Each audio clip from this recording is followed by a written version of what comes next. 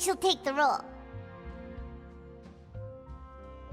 All right, I'll take the role. Good. It's decided then. I'll get started on making edits to the script. We'll also need to make some immediate adjustments to the lighting, props, and costumes. I have a feeling that our adaptation will be even better than the original story. You're doing a great favor for me, Miss Chevreuse. You have my gratitude. Don't mention it. I like this character, so if anything, I should be the one thanking you. Well, since my brother is the one who brought up the idea, I suppose there's no need to worry. Let's go, Miss Chevreuse. I look forward to working with you. Please, just call me Chevreuse.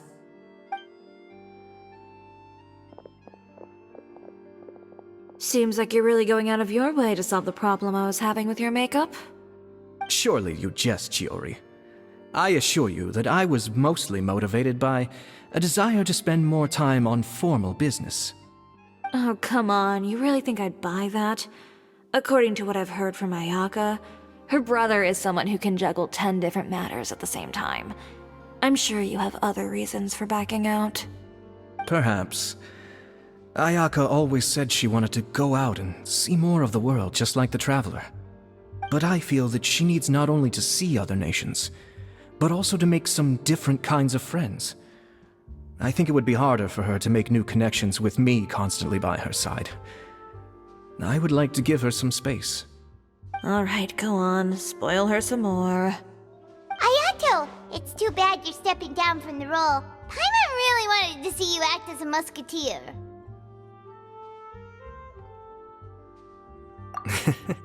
No need to poke fun at me. I'd wager that you also felt that I wasn't the best candidate for the role. It's a little hard for Paimon to imagine you saying those lines. Yes, I've made an appointment to meet some people from the Palais Mermonia. Now, I will have some more time to prepare. Traveler, get the camera ready. Paimon, get the clapperboard. Actors, to your positions. We're about to start shooting the first scene. Go on now. And please take good care of Ayaka. Yep, don't worry. Thank you. I look forward to seeing the film when it's finished.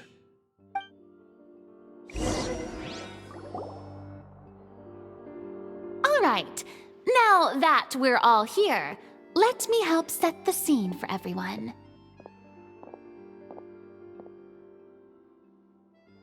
The first scene takes place when our two main characters are still living at the Baron's estate. They've been ostracized and verbally abused by others in the household, but they still have no idea why. We want to capture how naive and innocent they are despite their pain.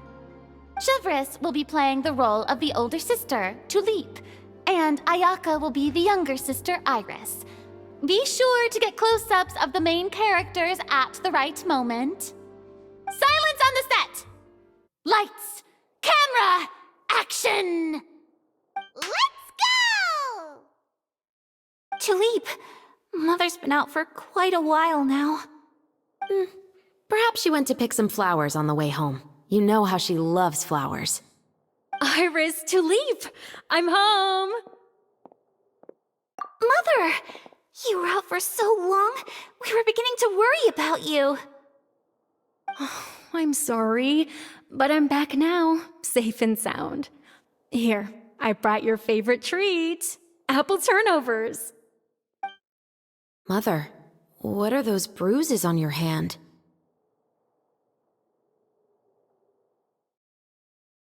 Huh? What bruises? Oh, I must have bumped into something while I was working yesterday. But I didn't notice them this morning. Then perhaps they're from when I accidentally tripped when I was out just now. By the way, did you have fun playing at home? What's the matter, Iris? Well, we've realized that no one really wants to play with us. They even took Iris's doll and spat at us. And they even called us names. He said we were... Shh. It's all right. Don't worry. Girls, listen to me. It doesn't matter what anyone says. Don't listen to them. No one can define you with such words. You both have wonderful lives ahead of you. Just like your names. You will both blossom like beautiful flowers. Maybe your time to blossom hasn't quite come yet, but one day, you two will bloom more beautifully than anything else. Don't let the soil you're in now ruin your future beauty. Understand? My dear daughters. And cut! Not bad. The actor's emotions were all on point. Let's keep that take. Also, if our clapper loader could avoid shouting at the start of the scene next time. Oh, got it. Great. I was a little worried that my nerves would get the better of me. What about you, Chevros? I felt fine. The lines weren't too difficult at all. Seems like Farina must have adapted the role nicely. You two were great. I couldn't tell it was your first time acting in a film. You should have more confidence. Thank you for your encouragement. Positions, everyone! We'll move on to the next scene after we try a few more camera angles.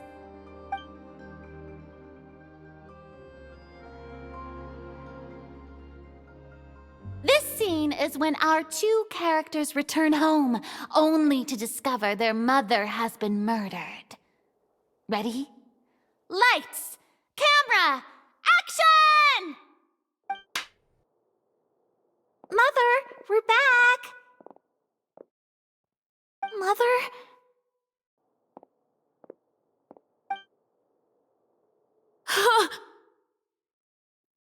What's wrong, Tulip? Iris, stay away! Huh? Why? What's... Mother! Mother... She's...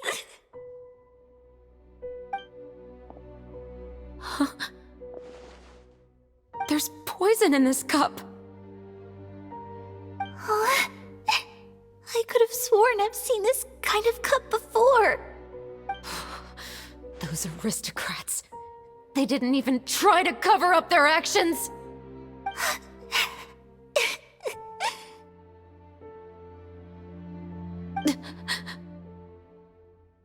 Iris, we need to leave this place. Leave? But now that Mother is gone, where can we even go? Anywhere. All I know is that we can't stay in this house. But are we just going to let them get away with this? We'll have our revenge, I promise you. Just not right now.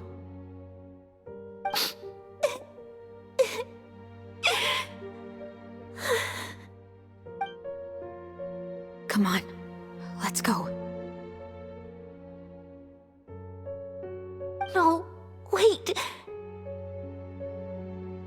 We can't just leave Mother here like this. At least let me leave this rose with her. That's why we went out in the first place. To buy her this flower. All right. Goodbye, Mother. We'll avenge you. Someday. And cut! Beautiful! Great performance! Oh my, you're so amazing, Ayaka! And were those real tears I saw? How did you do it? I was surprised too. Thank you for the kind compliments. Actually, as soon as Director Farina said action, I told myself not to think about anything. I just felt the weight of the moment and became the character. It's quite similar to practicing the art of the sword. You clear your mind and focus only on what's happening in front of you. Ayaka's performance was amazing. Have I discovered an acting prodigy? Pipe down, everyone! We need to move on to the next scene!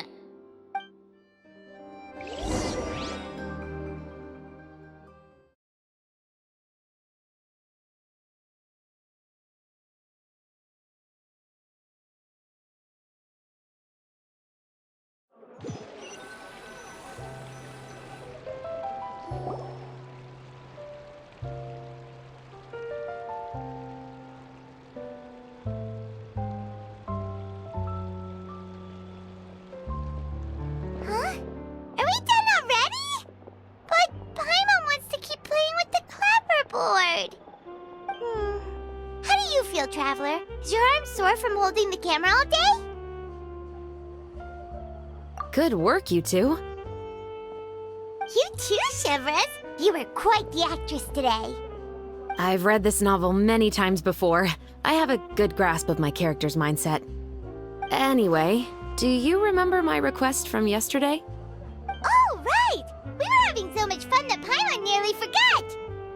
You have a case where the murders seem really similar to the cases in the novel, right? So, how are they similar exactly? In the story, the main characters grow up to become two musketeers, always using their guns to carry out their revenge. And on each of the victims, they place a rainbow rose as a signal that they've returned. Yes, that's correct. We found rainbow roses just like in the novel. Seems like you're connecting the dots now. Oh, that does sound pretty concerning. Especially after seeing the script today. Oh, now Paimon can't stop wondering what kind of ulterior motive the murderer might have. What do you think, Traveler? You're smart. Paimon wants to hear your thoughts.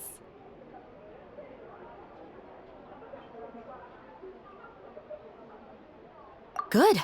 On behalf of Fontaine's Special Security and Surveillance Patrol, thank you for your dedication to justice. There's no time to lose. We should start investigating right away. Follow me. Huh? Right now? But we just got done filming all day. Paimon's so tired. The most valuable intel always comes after nightfall. They are like small, remote islands in the middle of the sea. If you don't stay vigilant, you will pass right by them in the fog.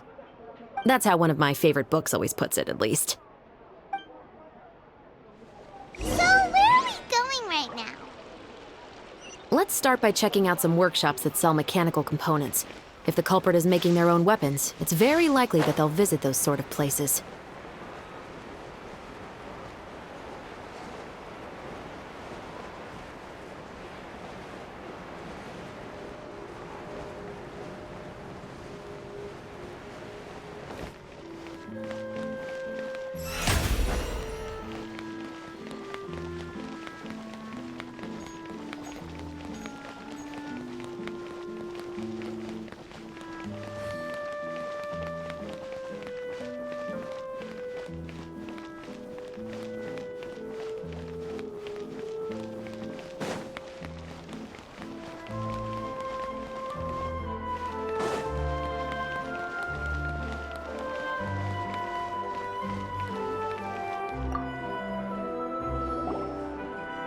Welcome to LeChaux's Clockwork Workshop. How can I help you?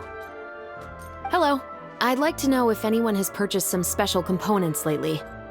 Special components? Sorry, could you be more specific? I mean the kind of components that aren't typically used for clockwork toys, but for firearms. Huh? For firearms? No, we don't sell those sort of things here. Don't misunderstand. I'm not here to cause any trouble. We are merely investigating a case, and we're hoping that you could cooperate. Well, to be completely honest, I'm not even sure what kind of components that would entail. Has anyone ever purchased components here as an individual rather than on behalf of an organization? We have a lot of customers who buy toys, but those who buy components are all regular customers who buy in bulk on behalf of their organization. Is that so? I understand. Thank you for your cooperation. You're welcome. It's the least I can do.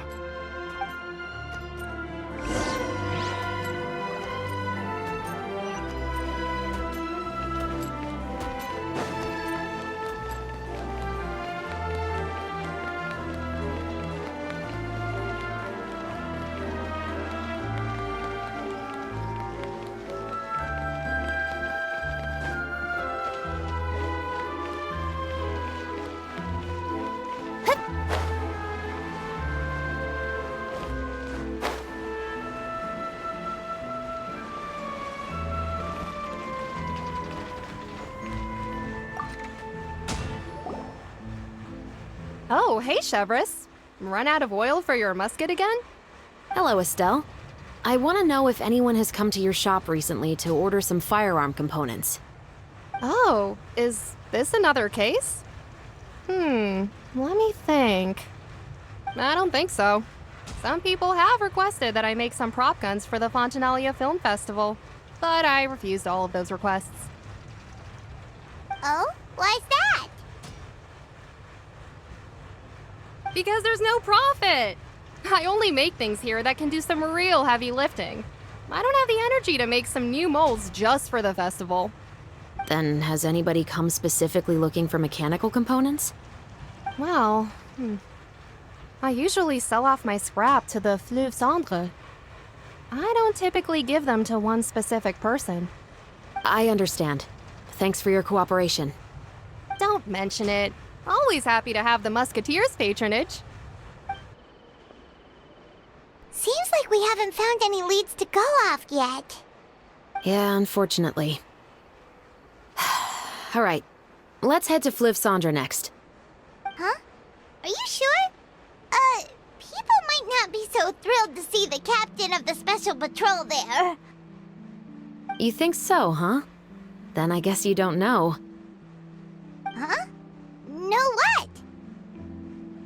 That I grew up in Fleuve Cendre.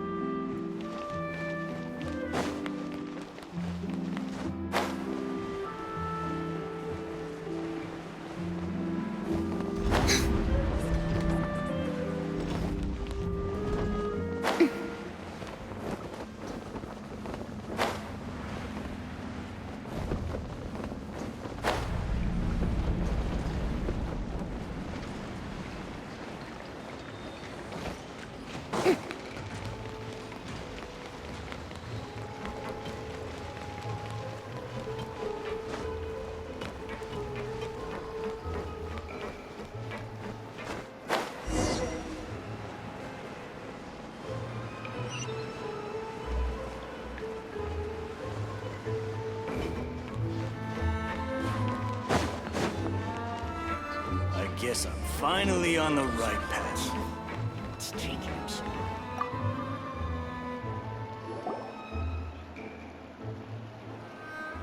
It's been a while, Tetro. Please, just get on with your request. I want to know if you've heard anybody talking about muskets lately. Information isn't free, you know. I've heard that bandits have been extremely active in the countryside recently, and they've been affecting the delivery of goods to Poisson. I can allocate some more manpower to help out with that problem. What do you say? You're still as helpful as ever. One of our men got drunk at dinner about a month ago and lost his gun. 3 days later, it turned up in the corner here. What's weird about that? He just forgot where he put it, right? This is Fleuve Cendre, my friend. Anything of value left in the tavern won't ever make it to the next day. But that gun turned out to be an exception. It didn't get any new wear and tear on it, and didn't even appear to have been fired. We were quite mystified as to what could have happened. I suspect it came back because the weapon was already known to the guards. You mean, a criminal was afraid the Marechaussee Phantom would use the shot marks to track them down? Maybe. But if that's the case, the culprit really took great care to avoid getting caught. I didn't say anything about a criminal. In Fleuve Cendre, knowing who was killed is as easy as knowing what clothes you're wearing today. It's the guy living in the east side, isn't it? I've never liked him.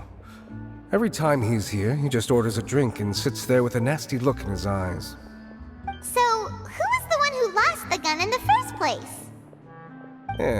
Don't bother. Even if you ask, he wouldn't admit to owning a gun to some strangers. Not to mention the captain of the Special Security and Surveillance Patrol.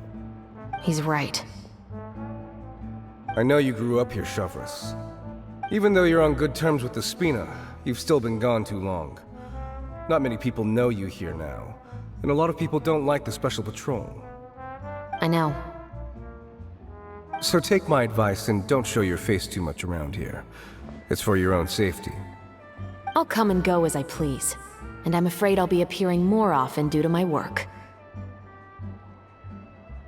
All right. Don't say I didn't warn you.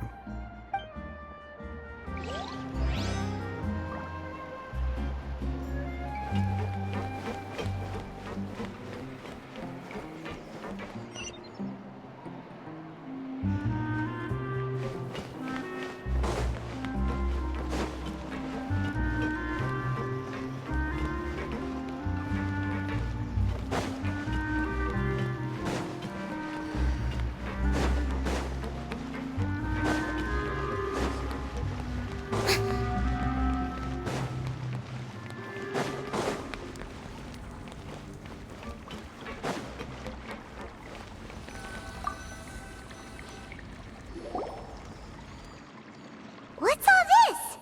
Some broken planks and barrels, as well as some liquor bottles? Yes, but have a closer look, Paimon. Even though somebody has purposefully tried to clean them up, these are obviously marks from musket bullets. In other words, someone was here trying to improve their shot. They were using the barrels and bottles for target practice.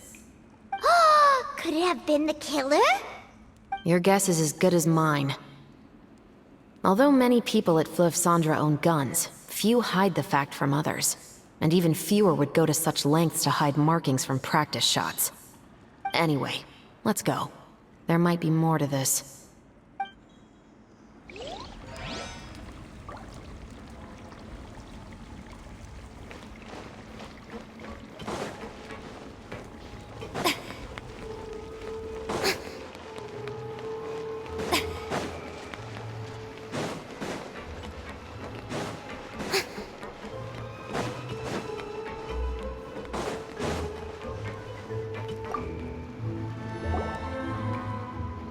Hello, I'd like to ask some questions. I don't know anything. Don't worry, I'm not here to arrest anybody. You say that now. It's the truth. Here, take this as my guarantee. Wait, did Paimon just see what she thinks she saw? Is the captain of the Special Patrol bribing a citizen? Seems you're different from the other guards. What do you want to know? Have you heard anything related to muskets in Fleuve Cendres lately? Anything at all? Muskets, huh? All I know is that about 2 weeks ago, we started hearing some loud noises at night. So loud that it's been waking me up. Were they gunshots? Possibly. It's hard to tell around here. Someone's house collapsing, a pipe exploding somewhere, it's all the same. But the noises I'm talking about definitely happened after I fell asleep. Do you know where the noises were coming from? I don't remember clearly. Is it that you don't remember, or that you need to think about it some more? You tell me. Then please, think about it some more. She's giving her even more Mora! The noises came from the end of the Southern Waterway. I came out and had a look for myself when I wasn't sleeping well, but I didn't dare get too close. That's all I know. All right, I'll take your word for it. Thanks for the pat de fruits.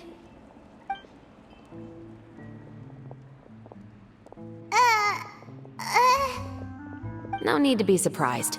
I grew up here, remember? I know how to get people around here to talk. My apologies, I'm all out of sweets. Though I do have some other tempting snacks in my custody. Fries, fried chicken, and even onion rings. But taking care of junk food is my responsibility. You're better off sticking to your normal, nutritious diet. Now then, let's keep going.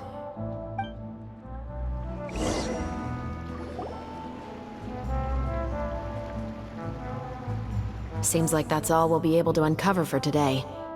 Paimon feels like we managed to learn a lot more here than up on the surface. Yes. Assuming that everything we found is indeed connected to our suspect, then their timeline was probably something like this. A month ago, our suspect found a gun and took it home to disassemble it. Once he'd figured out its mechanics, he brought it back. In the following weeks, he used some parts to create his own makeshift musket and took it to the Fleuve Cendra for target practice. Then, a few days ago, he found his target and carried out the murder. Once the deed was done, he left a rainbow rose on the body, just like the scene in the novel. That all makes sense to Paimon, but we're still no closer to figuring out the killer's identity!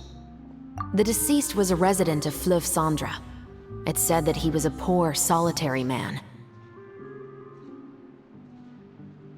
Yeah, that's also something I'm trying to figure out. If we are indeed following the novel, and there's a story behind the murder, then this murder should be an act of vengeance. But according to our investigation, the deceased didn't have any enemies. He was no saint, but no one's heard of a rival who hated him enough to shoot him dead, much less care to leave a rose on his body. What message is the killer trying to convey, and to whom exactly? We've thoroughly investigated that possibility. He claims to have spent the whole day at the Opera House on the day of the murder, and the staff there have confirmed his account. Okay, so he has an alibi. Not only that, he lacks a credible motive as well. He has a family of his own, and both of his parents are still alive. I've looked into his records. He was adopted at the age of 6, and all the proper procedures were followed. There are also records of him at an orphanage before then. In the story, the mother of the 2 musketeers was murdered after the children turned 10. Of course, he could have changed the children's ages, but I don't want to assume anything without evidence. More importantly, I've also had a chat with him in person. He didn't seem like the kind of person who would pull the trigger to kill a man. Then, what should we do now? We have all this new information, but it doesn't help us move forward. Investigations take time. I didn't expect us to catch the culprit in just a single day. How about this? Let's spend the next few days filming with the crew. We can continue the investigation once we're done with the film. I'm sure that given time, new leads will present themselves. Wait, but weren't you saying Intel is like small, remote islands in the middle of the sea just a moment ago? Wouldn't you just miss them if you were to stop looking? Ah, but the book had more than one reference to the islands, Paimon. Oh? What else did it say then? As long as you spend enough time sailing through the fog, you'll eventually come across an island.